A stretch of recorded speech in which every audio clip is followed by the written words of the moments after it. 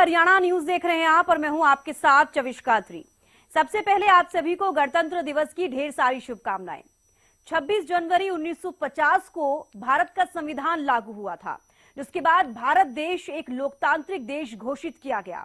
26 जनवरी 1950 को देश के प्रथम राष्ट्रपति डॉक्टर राजेंद्र प्रसाद ने 21 तोपों की सलामी के साथ ध्वजारोहण कर भारत को पूर्ण गणतंत्र घोषित किया और इस तरह भारत को एक संविधान मिला। तो आइए जानते हैं भारत के संविधान के बारे में।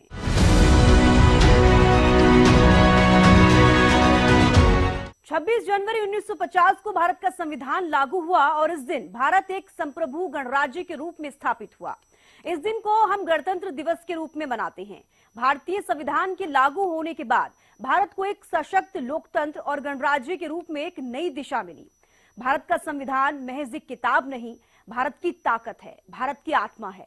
संविधान देश का सर्वोच्च कानून है। तो सबसे पहले हम ये जानते हैं कि आखिर संविधान क्या है।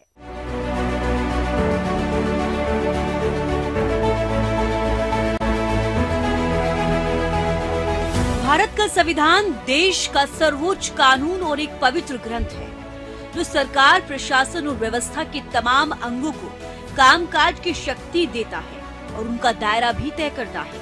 यानी देश कैसे चलेगा, सरकार किस तरह से काम करेगी, व्यवस्था का हर अंग कैसे काम करेगा, ये संविधान से तय होता है। संविधान किसी देश या संगठन के मूल सिद्धांतों का एक समुच्चय होता है, जिसके आधार पर उसका शासन होता है। ये किसी देश की परम विधि होती है और सभी कानूनों को संविधान की भावना के अनुरूप होना जरूरी होता है। संविधान किसी देश की राज व्यवस्था के मूल सिद्धांतों को निर्धारित करता है।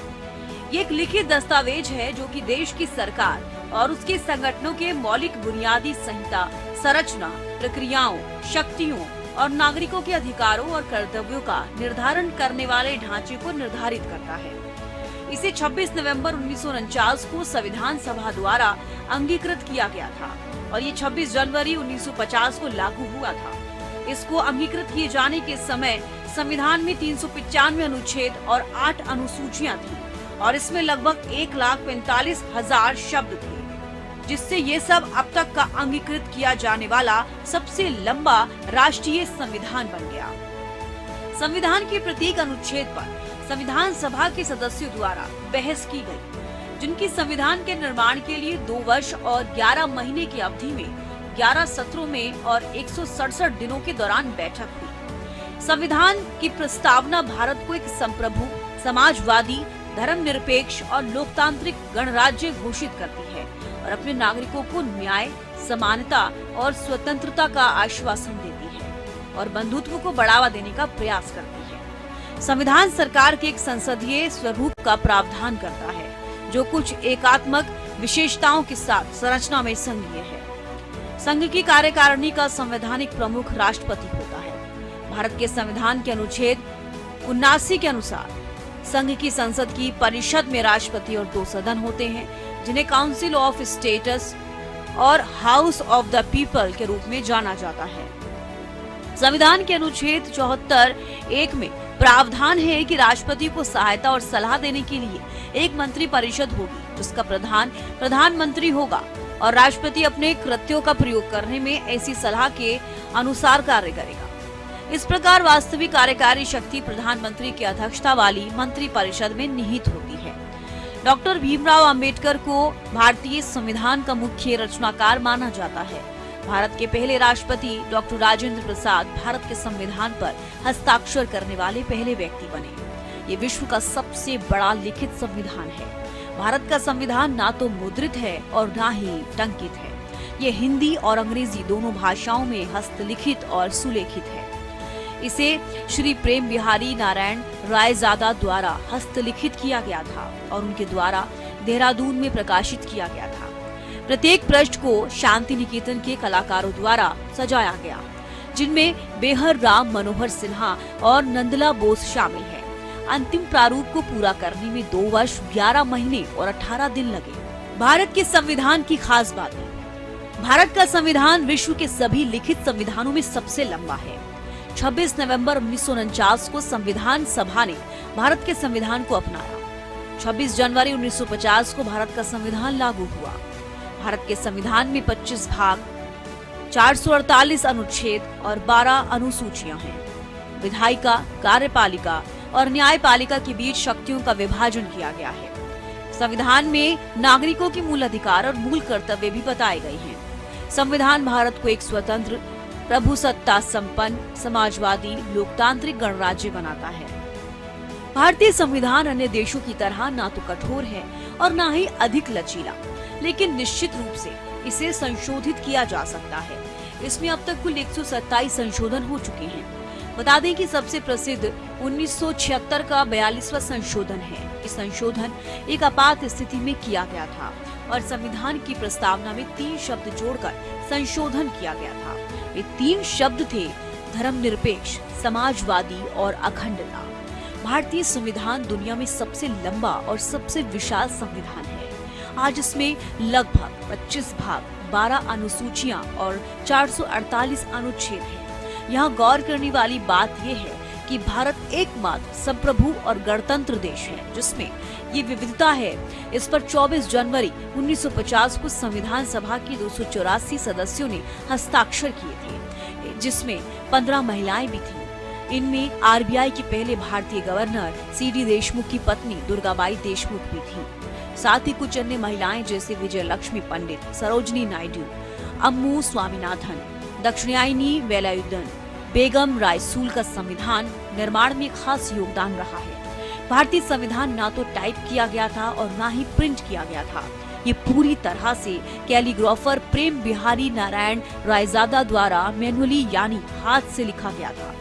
ये कैलीग्राफी और कुछ बेसिक इटैलिक स्टाइल में लिखा गया था। इसके लिए उन्हें एक विशेष दर्जा दिया गया था। उन्हें संविधान सभा में एक विशेष कमरा भी आवंटित किया गया था। इस लेखन को पूरा करने में लगभग 6 महीने लगे। उन्होंने लिखने के लिए 303 नंबर की 432 निब का इस्तेमाल किया था। ये निब बर्मिंघम से आयात की गई थी। 15 अगस्त 1947 में भारत को स्वतंत्रता प्राप्त हुई, लेकिन इसके बाद भी देश को एक स्थिर और मजबूत प्रशासन की आवश्यकता थी, जो संविधान के द्वारा ही संभव था। जिसके बाद लगभग 3 साल बाद 26 जनवरी 1950 को संविधान लागू हुआ और इस दिन को तब से गणतंत्र दिवस के रूप में मनाया जाने लगा। तो कैसे हुआ संविधान लागू और क्या है भारतीय संविधान का इतिहास, आइए जानते हैं।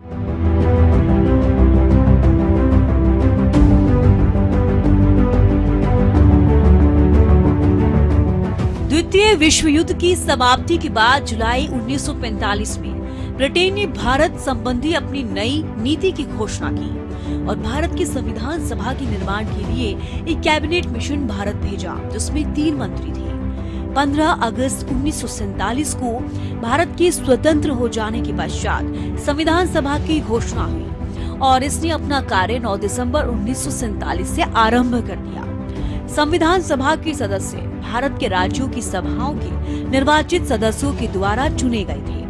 जवाहरलाल नेहरू, डॉक्टर भीमराव अंबेडकर, डॉक्टर राजेंद्र प्रसाद, सरदार वल्लभ भाई पटेल, मौलाना अबुल कलाम आजाद आदि सभा के प्रमुख सदस्य थे। इस संविधान सभा ने 2 वर्ष 11 माह 18 दिन में कुल 114 दिन चर्चा की। संविधान सभा में कुल 12 अधिवेशन किए व अंतिम दिन 184 सदस्यों ने इस पर हस्ताक्षर किए और संविधान बनने में 166 दिन बैठक की। इसकी बैठकों में प्रेस और जनता को भाग लेने की स्वतंत्रता थी। भारत के संविधान के निर्माण में संविधान सभा के सभी 389 सदस्यों ने महत्वपूर्ण भूमिका निभाई। 26 नवंबर 1949 को संविधान सभा ने पारित किया और इसे 26 जनवरी 1950 को लागू किया गया था। इस संविधान में सर्वाधिक प्रभाव भारत शासन अधिनियम 1935 का है। इसमें लगभग 250 अनुच्छेद इस अधिनियम से लिए गए हैं। भारतीय संविधान का इतिहास।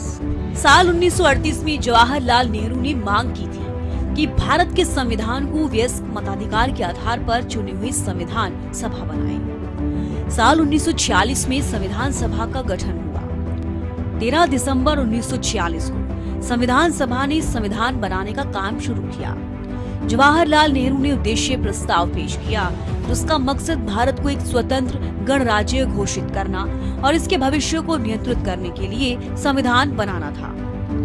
22 जनवरी 1947 को संविधान सभा ने उद्देश्य प्रस्ताव को अपनाया।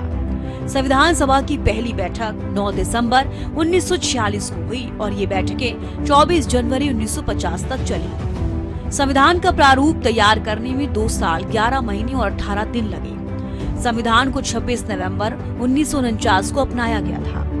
26 जनवरी 1950 को संविधान लागू हुआ और इस दिन को भारत के गणतंत्र दिवस के रूप में मनाया जाने लगा। संविधान को बनाने में 2 साल 11 महीने और 18 दिन का समय लगा था। संविधान की मूल कॉपी को प्रेम बिहारी रायजादा ने सुंदर हैंडराइटिंग में लिखा था और इस पर 22 चित्रकला चित्रकारों ने काम किया था। ये एक ऐतिहासिक और सांस्कृतिक धरोहर के रूप में आज भी हमारे पास है। भीमराव अंबेडकर जो संविधान के प्रमुख निर्माता थे, उनके अथक प्रयासों से संविधान का निर्माण हुआ। भीमराव अंबेडकर जो संविधान के प्रमुख निर्माता थे, उन्होंने इस संविधान को तैयार करने के लिए बेहद कड़ी मेहनत की। उनका योगदान भारतीय समाज में समानता और न्याय की स्थिरता के लिए अविस्मरणीय रहेगा। 26 जनवरी गणतंत्र दिवस के रूप में मनाया जाता है, लेकिन क्या आप जानते हैं कि 26 जनवरी 1950 को ही गणतंत्र दिवस के रूप में क्यों चुना गया? क्यों 2 महीने की देरी के बाद भारतीय संविधान लागू किया गया? इस दिन झंडा कौन और कहां फहराता है? झांकियों के अलावा इस दिन और क्या क्या होता है? गणतंत्र दिवस 26 जनवरी की तारीख को चुनने के पीछे की वजह क्या है? आइए जानते हैं।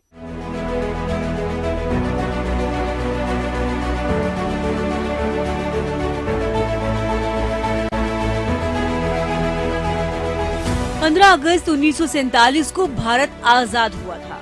हालांकि लगभग 3 साल बाद 26 जनवरी 1950 को संविधान लागू हुआ। उसके बाद भारत देश एक लोकतांत्रिक, संप्रभु और गणतंत्र देश घोषित किया गया। 26 जनवरी 1950 को देश के प्रथम राष्ट्रपति डॉक्टर राजेंद्र प्रसाद ने 21 तोपों की सलामी के साथ ध्वजारोहण कर भारत को पूर्ण गणतंत्र घोषित किया और इस तरह भारत को एक संविधान मिला। और 26 जनवरी को तब से गणतंत्र दिवस के रूप में मनाया जाता है। गणतंत्र दिवस देश के सबसे महत्वपूर्ण राष्ट्रीय समारोह में से एक है। इस समय नागरिकों में उत्साह, जोश, देशभक्ति की भावना प्रबल होती है। बड़ी संख्या में लोग परेड देखने के लिए राजपथ पर पहुंचते हैं। परेड की शुरुआत रायसीना हिल से होती है और वे राजपथ इंडिया गेट से गुजरती हुई लाल किला तक जाती है। देश भर में गणतंत्र दिवस को उत्साह से मनाया जाता है। 26 जनवरी तारीख क्यों चुनी गई? 15 अगस्त 1947 को भारत को स्वतंत्र राष्ट्र का दर्जा मिला, लेकिन लगभग 3 साल बाद 26 जनवरी 1950 को संविधान को अपनाने के साथ भारत ने खुद को एक संप्रभु, लोकतांत्रिक और गणतंत्र राज्य घोषित किया। इस दिन को तब से गणतंत्र दिवस के रूप में मनाया जाता है। 26 जनवरी की तारीख को चुनने के पीछे एक किस्सा बताया जाता है। भारतीय राष्ट्रीय कांग्रेस ने दिसंबर 1929 में लाहौर अधिवेशन में ऐतिहासिक पूर्ण स्वराज का प्रस्ताव पारित किया था। इस कड़ी में 26 जनवरी 1930 की तारीख को पहली बार स्वतंत्रता दिवस मनाया गया। आजादी मिलने के बाद 15 अगस्त 1947 को आधिकारिक रूप से स्वतंत्रता दिवस घोषित किया गया। 26 जनवरी की तारीख के महत्व को बरकरार रखने के लिए इसी दिन साल 1950 में संविधान लागू किया गया, जिसके बाद 26 जनवरी को गणतंत्र दिवस घोषित किया गया। 2 महीने देरी से क्यों लागू हुआ संविधान? देश का संविधान बनाने के लिए संविधान सभा का गठन हुआ था। इसमें कुल 22 समितियां थी। इनमें प्रारूप समिति सबसे प्रमुख समिति थी, जिसका काम संपूर्ण संविधान का निर्माण करना था। प्रारूप समिति के अध्यक्ष डॉक्टर भीमराव अंबेडकर थे। 2 साल 11 महीने और 18 दिन की मेहनत के बाद दुनिया का सबसे बड़ा लिखित संविधान तैयार किया गया। डॉक्टर भीमराव अंबेडकर ने संविधान सभा के अध्यक्ष डॉक्टर राजेंद्र प्रसाद को 26 नवंबर 1949 को भारतीय संविधान सौंप दिया, लेकिन इसे लागू करने के लिए 2 महीने की देरी की गई। तर्क दिया जाता है कि 26 जनवरी के पूर्ण स्वराज के ऐलान के महत्व को कायम रखने के लिए संविधान को 2 महीने बाद लागू किया गया। इस तरह 26 नवंबर 1949 की जगह 26 जनवरी 1950 को पहला गणतंत्र दिवस मनाया गया। नागरिकों के बीच संवैधानिक मूल्यों को बढ़ावा देने के लिए 2015 से सरकार ने 26 नवंबर को संविधान दिवस मनाने का फैसला किया है। कहां और कौन फहराता है झंडा? 1950 में भारत को संप्रभु लोकतांत्रिक गणराज्य घोषित किए जाने के बाद डॉक्टर राजेंद्र प्रसाद ने गवर्नमेंट हाउस के दरबार हॉल में भारत के पहले राष्ट्रपति के रूप में शपथ ली। इसके बाद उनके काफिले ने इरविन स्टेडियम तक 5 मील का रास्ता तय किया, जहां उन्होंने राष्ट्रीय ध्वज फहराया। राष्ट्रपति ने झंडा फहराकर परेड की सलामी ली। इस दिन को बाद में राष्ट्रीय अवकाश घोषित किया गया। संविधान को देखें तो राष्ट्रपति भारत सरकार का संवैधानिक प्रमुख होता है। इस वजह से गणतंत्र दिवस पर भारत के राष्ट्रपति द्वारा राजपथ पर तिरंगा फहराया जाता है। झंडा फहराने और ध्वजारोहण में अंतर। 26 जनवरी और 15 अगस्त दोनों ही दिन भारतीय तिरंगे को फहराया जाता है, लेकिन इनके तरीके में एक बड़ा अंतर होता है। 15 अगस्त को जहां ध्वजारोहण किया जाता है, वहीं 26 जनवरी को झंडा फहराया जाता है। ये दो अलग अलग बातें हैं और इनकी प्रक्रिया भी लगभग अलग होती है। 15 अगस्त को तिरंगा ऊपर खींचा जाता है और इसके बाद फहराया जाता है। इसे ध्वजारोहण कहते हैं। वहीं गणतंत्र दिवस में राष्ट्रीय ध्वज ऊपर बंधा रहता है, उसे केवल फहराया जाता है। इसे झंडा फहराना कहते हैं। क्या होता है पूरे दिन का शेड्यूल? गणतंत्र दिवस के कार्यक्रम की शुरुआत भारत के प्रधानमंत्री द्वारा देश के शहीदों को पुष्पांजलि अर्पित करने से होती है। इसके बाद प्रधानमंत्री और अन्य गणमान्य व्यक्ति परेड देखने के लिए कर्तव्य पथ पर पहुंचते हैं। परंपरा के अनुसार भारत का राष्ट्रपति राष्ट्रीय ध्वज फहराता है और उसके बाद 21 तोपों की सलामी के साथ राष्ट्रीय गान होता है। परेड की शुरुआत राष्ट्रपति की सलामी लेने के साथ होती है। गणतंत्र दिवस की परेड देश की सैन्य शक्ति और सांस्कृतिक विविधता का एक अनूठा मिश्रण होती है। सशस्त्र बल के एडवांस हथियारों के प्रदर्शन के अलावा विभिन्न राज्यों और मंत्रालयों की झांकियां निकाली जाती है। इसके अलावा फ्लाई पास्ट में भारतीय वायुसेना के विमानों और हेलीकॉप्टर द्वारा एक सांसों को थाम देने वाला एयर शो दिखाया जाता है। डॉक्टर भीमराव अंबेडकर को भारतीय संविधान का निर्माता कहा जाता है। डॉक्टर अंबेडकर ने संविधान सभा के अध्यक्ष डॉक्टर राजेंद्र प्रसाद को 26 नवंबर 1949 को भारतीय संविधान सौंपा था, लेकिन इसे लागू करने के लिए 2 महीने की देरी की गई।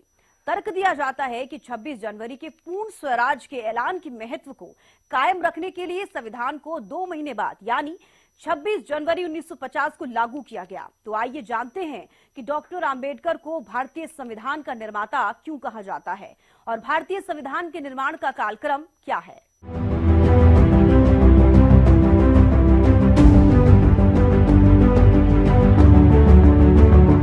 भारतीय संविधान का मसौदा बहुत पहले 1928 में मोतीलाल नेहरू और कांग्रेस के 8 सदस्यों द्वारा तैयार किया गया था। 1931 में भारतीय राष्ट्रीय कांग्रेस के कराची अधिवेशन में स्वतंत्र भारत के लिए एक संविधान के विचार पर प्रस्ताव दिया गया था। सार्वभौमिक वयस्क मताधिकार, स्वतंत्रता और समानता के अधिकार और अल्पसंख्यकों के अधिकारों जैसी बुनियादी मूल्यों को इस प्रस्ताव से वापस ले लिया गया था। औपनिवेशिक शासन के अनुभव ने भारत के लिए विधायी संस्थागत डिजाइन के विकास और विकास में मदद की। भारतीय संविधान के निर्माण का कालक्रम। 1934 में एम.एन. रॉय ने भारत के संविधान के निर्माण के लिए संविधान सभा का विचार दिया था। 1935 में संविधान सभा बनाने के इस विचार को भारतीय राष्ट्रीय कांग्रेस के नेताओं ने समर्थन दिया और एक मांग रखी गई। 1938 में भारतीय राष्ट्रीय कांग्रेस की ओर से जवाहरलाल नेहरू ने मांग की कि संविधान सभा में केवल भारतीय शामिल हों। 1940 में अंग्रेजों ने इस मांग को स्वीकार कर लिया। 1942 में भारत छोड़ो आंदोलन से पहले क्रिप्स मिशन ने कहा था कि संविधान सभा का गठन द्वितीय विश्व युद्ध के बाद होगा। 1948 में दूसरे मसौदे के बाद फरवरी 1948 में भारत के संविधान का पहला मसौदा दिया गया था। 4 नवंबर 1948 को अंतिम मसौदा विधानसभा में पेश किया गया था। 26 नवंबर 1949 को संविधान सभा द्वारा मसौदा प्रस्ताव पारित किया गया था और 26 जनवरी 1950 को संविधान लागू हुआ था। 26 नवंबर 1949 को संविधान सभा ने भारतीय संविधान को अपनाया। इसके बाद 26 जनवरी 1950 को भारत का संविधान लागू हुआ। संविधान के मूल्यों को बढ़ावा देने के लिए हर साल 26 नवंबर को संविधान दिवस मनाया जाता है। ये वो बातें हैं जो स्कूल कॉलेज में आपने जरूर सुनी होंगी। हम सब ये भी जानते हैं कि डॉक्टर भीमराव अंबेडकर को संविधान निर्माता माना जाता है। वो संविधान की ड्राफ्टिंग कमेटी के अध्यक्ष थे, लेकिन बहुत कम लोगों को ये बात पता है कि संविधान का मसौदा तैयार करने का बोझ केवल अंबेडकर पर आ गया था। ये बात प्रारूप समिति के ही सदस्य टीटी कृष्णामाचारी ने संविधान सभा के सामने कही थी। संविधान का ड्राफ्ट बनाने के लिए बनी थी 7 सदस्यों की कमेटी। प्रारूप समिति ने मई 1947 में संविधान सभा के सामने मसौदा पेश किया था। इस ड्राफ्ट में 7,500 से ज्यादा संशोधन सुझाए गए, जिनमें से लगभग 2,500 को स्वीकार किया गया। संविधान सभा का मसौदा तैयार करने के लिए 7 सदस्यों की ड्राफ्टिंग कमेटी बनाई गई थी। इस ड्राफ्टिंग कमेटी के अध्यक्ष डॉक्टर आम्बेडकर थे। वही कमेटी के सदस्य कन्हैया लाल मुंशी, मोहम्मद सादुल्लाह, अल्लादी कृष्णस्वामी अय्यर, गोपाल स्वामी अयंगार, एन माधव राव और टीटी कृष्णामाचारी थे। आम्बेडकर पर आ गई सारी जिम्मेदारी। जब संविधान का ड्राफ्ट बनाने की बात आई तो 7 सदस्यों में से सिर्फ आम्बेडकर ही मौजूद थे। इस घटना का जिक्र ड्राफ्टिंग कमेटी के सदस्य टीटी कृष्णामाचारी ने संविधान सभा में किया। टीटी कृष्णामाचारी ने नवंबर 1948 में संविधान सभा में कहा कि मृत्यु, बीमारी और अन्य व्यवस्थाओं की वजह से कमेटी के ज्यादातर सदस्यों ने मसौदा बनाने में पर्याप्त योगदान नहीं दिया। इसके चलते संविधान तैयार करने का बोझ डॉक्टर आम्बेडकर पर आ पड़ा। अकेले आम्बेडकर ने तैयार किया मसौदा। दरअसल संविधान सभा की प्रारूप समिति में जिन 7 लोगों को रखा गया है, उनमें से एक सदस्य बीमार हो गए, 2 दिल्ली के बाहर थे, एक विदेश में थे, एक ने बीच में इस्तीफा दे दिया, वहीं एक सदस्य ने ज्वाइन नहीं किया। इस तरह से 7 सदस्यों वाली कमेटी में केवल आम्बेडकर के कंधों पर संविधान का ड्राफ्ट बनाने की सारी जिम्मेदारी आ गई। इसके बाद आम्बेडकर ने संविधान तैयार करने में कोई कसर नहीं छोड़ी। इतना ही नहीं, आम्बेडकर ने करीब 100 दिनों तक संविधान सभा में खड़े होकर संविधान के पूरे ड्राफ्ट को धैर्यपूर्वक समझाया और हर एक सुझाव पर विमर्श किया। संविधान सभा ने मानी आम्बेडकर की भूमिका। आम्बेडकर संविधान की ड्राफ्टिंग कमेटी के अध्यक्ष थे, जिसकी जिम्मेदारी संविधान का लिखित प्रारूप प्रस्तुत करना था। डॉक्टर आम्बेडकर की भूमिका को रेखांकित करते हुए भारतीय संविधान की ड्राफ्टिंग कमेटी के एक सदस्य टीटी कृष्णामाचारी ने नवंबर 1948 में संविधान सभा के सामने कहा था, संभवतः सदन इस बात से अवगत है, ड्राफ्टिंग कमेटी में जिन 7 सदस्यों को नामांकित किया गया है, उनमें एक ने सदन से इस्तीफा दे दिया है और उनकी जगह अन्य सदस्य आ चुके थे। एक सदस्य की इसी बीच मृत्यु हो चुकी है और उनकी जगह कोई नए सदस्य नहीं आए हैं। एक सदस्य अमेरिका में थे और उनका स्थान भरा नहीं गया। एक अन्य व्यक्ति सरकारी मामलों में उलझे हुए थे और वे अपनी जिम्मेदारी का निर्वाह नहीं कर रहे थे। 1-2 व्यक्ति दिल्ली से बहुत दूर थे और संभवतः स्वास्थ्य की वजहों से कमेटी की कार्यवाहियों में हिस्सा नहीं ले पाए। तो कुल मिलाकर यही हुआ कि संविधान को लिखने का भार डॉक्टर आम्बेडकर के ऊपर ही आ पड़ा। टीटी कृष्णामाचारी ने कहा कि मुझे इस बात पर कोई संदेह नहीं है कि हम सबको उनका आभारी होना चाहिए कि उन्होंने इस जिम्मेदारी को इतने सराहनीय ढंग से अंजाम दिया।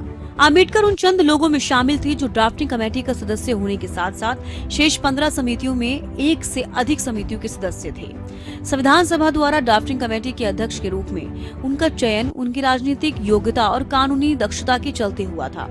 संविधान को लिखने, विभिन्न अनुच्छेदों प्रावधानों के संदर्भ में संविधान सभा में उठने वाले सवालों का जवाब देने, विभिन्न विपरीत और कभी कभी उलट से दिखते प्रावधानों के बीच संतुलन कायम करने, संविधान को भारतीय समाज के लिए एक मार्गदर्शक दस्तावेज के रूप में प्रस्तुत करने में डॉक्टर आम्बेडकर की सबसे प्रभावी और निर्णायक भूमिका थी।